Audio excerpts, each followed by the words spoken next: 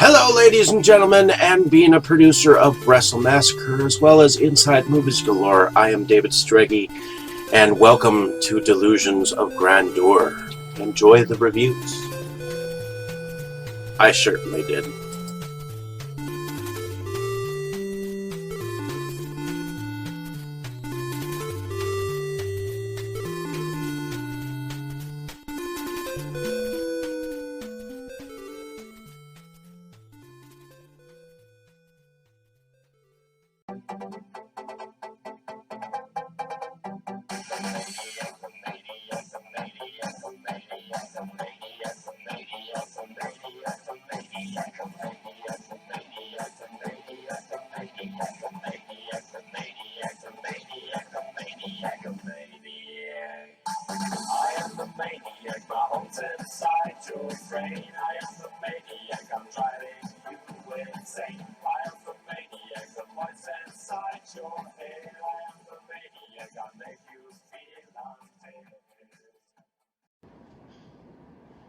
I'm setting the example.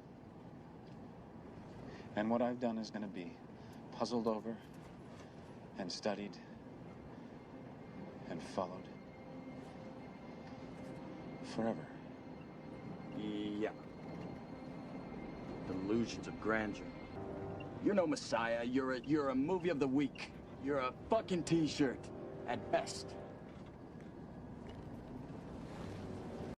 Okay, Dave, that's it. Screw you and your college flunkies. I've had enough of this from you and from everyone else. I know what you guys are trying to do. Break me down, drive me out of the force. Well, it's going to take a hell of a lot more than a lame prank like this to get Curtis Mooney to throw in his badge, so fuck you. Over. Did you miss me?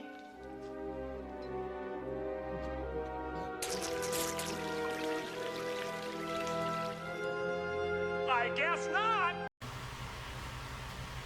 Hello, ladies and gentlemen, and welcome back to Delusions of Grandeur. I'm your host, David Streggy, and this time I have a review for you that comes from a film all the way from Spain. It is called The Forest of Lost Souls. I sent out for some screeners from Wild Eye releasing, and they sent this film in a box with a bunch of others, and I am finally getting to it. It's definitely got a few laurels on it. It has a tagline of "Sadness will last forever," which I do believe that comes from either Nietzsche or another. And this says on here, the saddest place in the world, and she is happy to be there. It says one of the best horror films of 2007, according to Newsweek. Let me tell you what the back says. Two strangers meet in a forest, notorious for suicides, and decide to learn more about each other. Soon it becomes clear that one of them is there for a much more disturbing reason, and is actually a psychotic killer, there to prey upon others and their sorrow for them.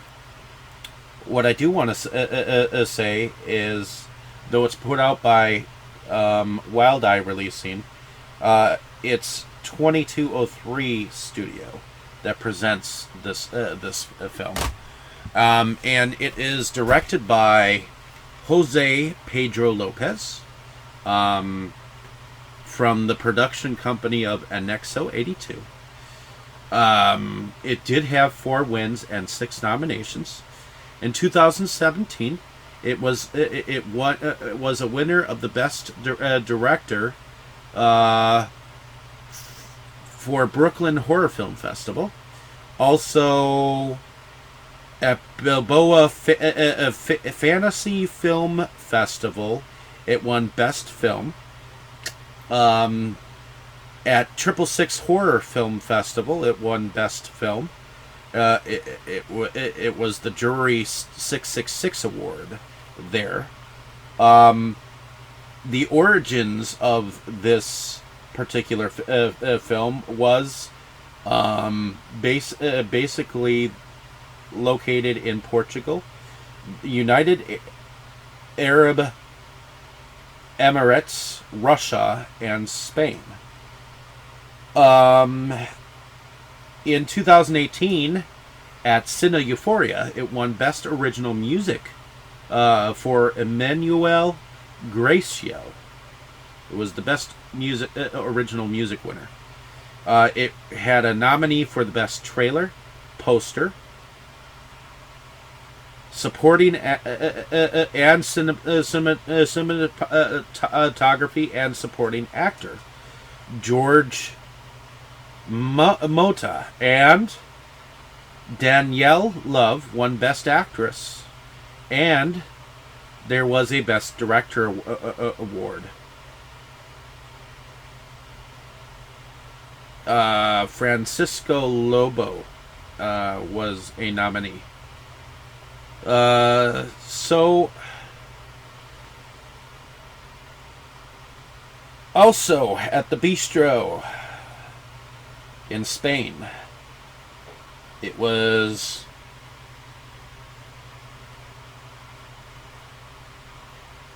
under Summer Films in 2018. But yeah. So I watched the film. It was filmed in black and white. It was about an older man who was down on his luck, and he was played by George Mato. I guess his name was Ricardo in the film. He found his way to this suicide spot in this forest, which I swear to God, knowing that it's a fictional forest, right off the bat, I'm pretty darn sure that this forest is kind of based off of the Japanese forest that is in reality a place where people supposedly do go and do this kind of thing. But before Ricardo even goes into the woods, we see a young lady in white follow this path in the woods, and we learn later that this is his older daughter, who in fact had either passed away or something bad happened, and he feels guilty because of her.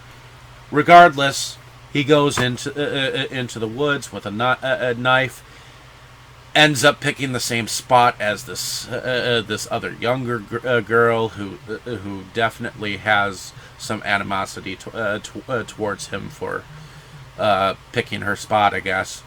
And her name is Caroline. And he apologizes, starts to go off in his own way, but she begins to follow him, and they begin to talk. And he thinks that she's too young. When she steals some stuff from some other bodies that are in the woods, he thinks that she shouldn't do so, and they end up she ends up being very, very prepared. He didn't really think things through, and by the time it gets to like the midway of the film, you can kind of tell that Ricardo is having second thoughts about, offing himself. But Carolina has other plans, as we find out. And she ends up going back to Ricardo's home, laying in wait for his daughter, and ends up offing her boyfriend and offing her mother, and there is a little bit of a struggle, but evil wins out. That's basically the gist of the story. I thought it was okay. I definitely think that that this film was going for an artistic feel. It kind of reminds me of some other films that were coming out at the time. If I remember correctly, there was another film called A Girl Walking Along Something, walking among a girl who walks among. Let's see if I can find it.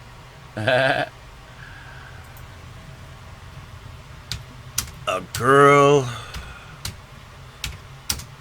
who walks. Oh.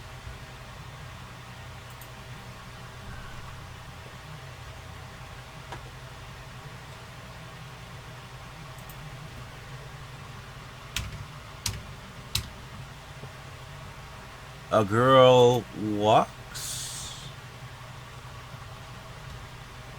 A Girl Walks Home Alone at Night from 2014, which was also done in black and white, except it was more of a vampire gothic type of film. And yeah, this is a young girl who ends up just being a killer. I hate to I hate to give you some spoilers about the film, but it's kind of a sleeper. That's what I would say about it. I do think that the family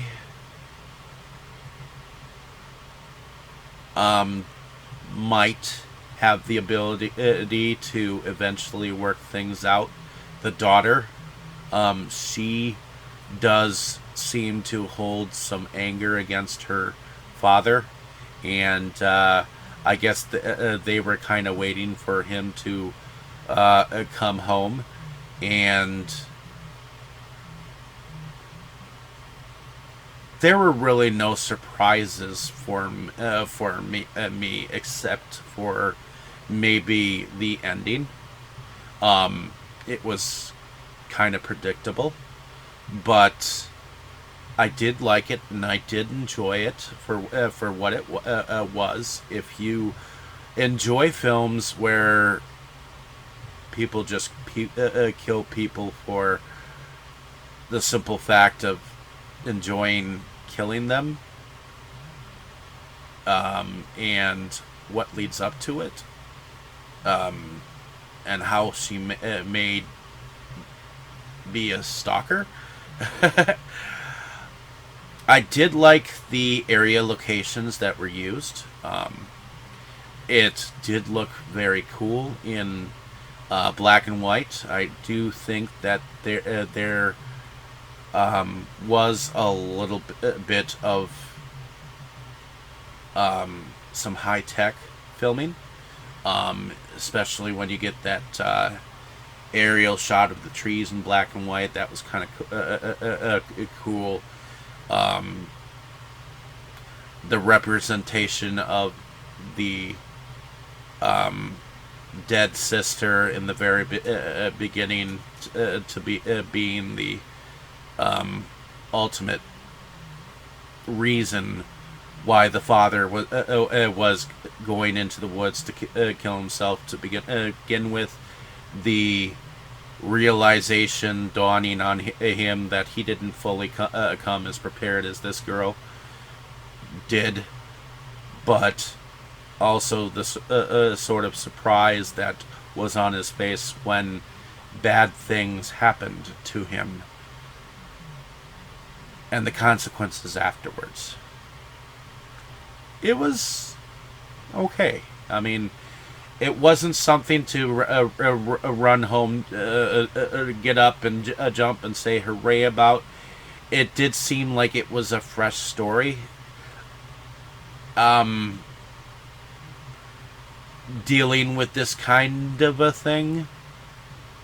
I do think because of of films like The Forest is why this or the